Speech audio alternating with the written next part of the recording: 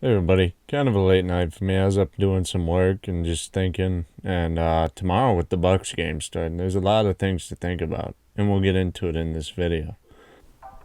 The Bucks were in a tricky situation. I mean, with Giannis going out, it's going to be hard for them anyway. But Lopez, specifically putting up numbers like this, it's going to be a little easier because I haven't seen anything like this out of Lopez since he was in Brooklyn. I mean, last game, game 5. 33 points, 7 rebounds, 2 steals, 4 blocks. What do you even need Giannis when he does that? I'm sorry, Giannis. I know he's MVP, but that's beastly numbers. I mean, that pretty much you flipped him in for Giannis, and then Portis gave you what his numbers usually are. That was a really good. The bringing of Portis is one of the best things Budenholzer has done in quite a long time.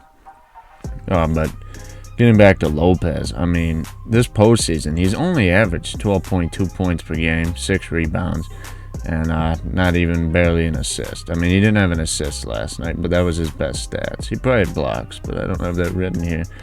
But like I said, game 5, 33 points, 7 rebounds, which is one more than he's been averaging, 2 steals, and 4 blocks. The monster performance, especially defensively. I mean, that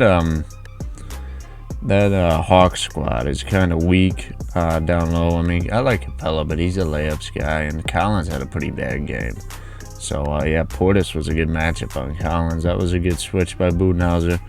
But again, with Lopez in Brooklyn, his stats were only 18.6, which is up 6 or 7 points, 4.5 rebounds, and 1.7 blocks. What I'm getting at is that Lopez has in the past been the number one option. I mean, when they brought in Paul Pierce and KG, which will become one of the worst trades, but what they thought is they insert those 2 veterans. They've got Joe Johnson, they had Deron Williams, they had Lopez. They thought that was a good squad. I mean, because Lopez was a monster down low. He's always been a good defensive big, and but Lopez has that ability to be that guy, and they need it this series, and he showed up. I was not expecting that. I was expecting the Hawks to maybe take care of it once again here. I was kind of riding that Hawks heat wave for a little bit there, but they've kind of cooled down. Gonna see if Trey comes back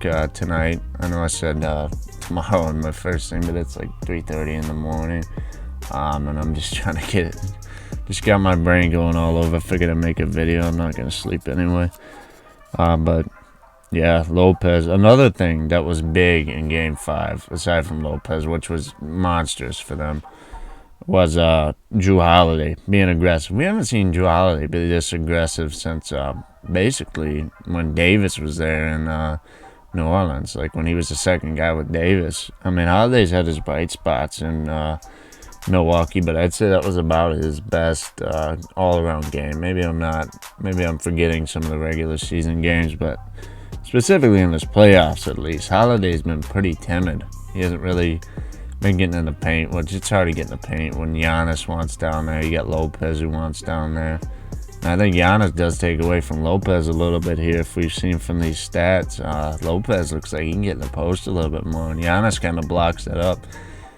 Somewhat. I mean, Lopez isn't like the number one guy on the team, but maybe he is after this performance. But like with the Ben Simmons and Embiid, how they both need to paint, and some guys can't handle it. I mean, Lopez has made money off of shooting from downtown, which Ben Simmons can't. I'm gonna quit ragging on Ben Simmons because this seems to be every video that I make right now. But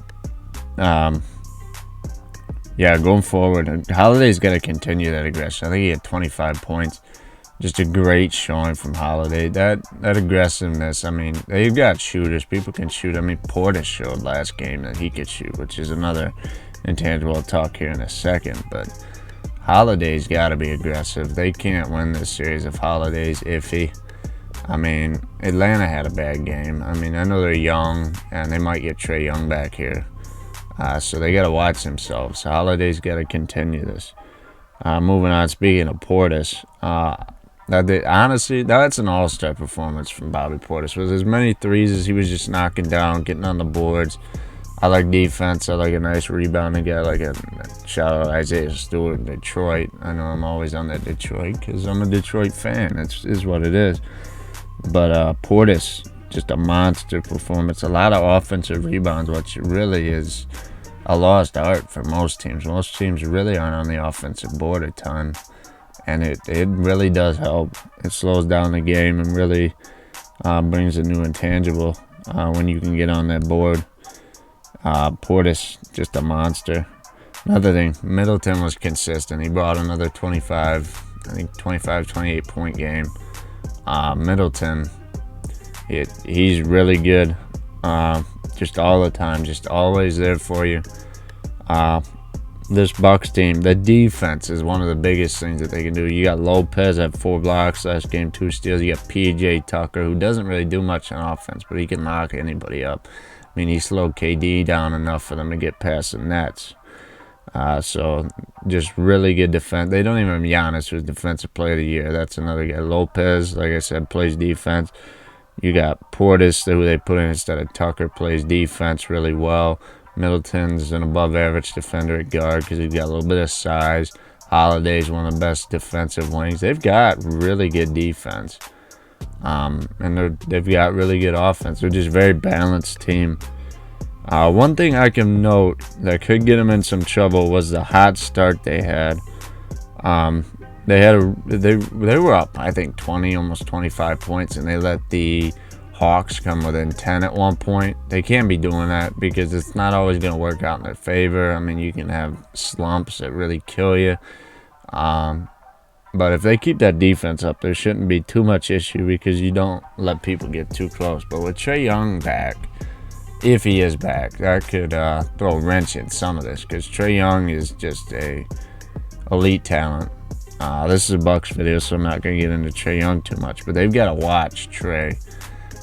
But yeah, Lopez, vintage Lopez. I was excited to see that. I'm glad to see Lopez get his shine because a lot of people don't talk about him anymore. I mean, he is a backup player, but when I went to watch him in Detroit, I wanted to go see Giannis because I wanted to see him once, and he was just knocking down the three like nobody's business.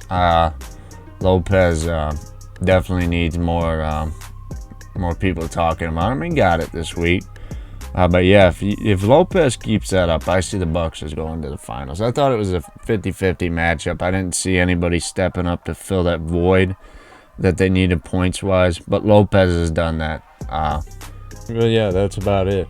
But if you guys enjoyed the video, feel free to like, comment, and subscribe. Thank you for watching.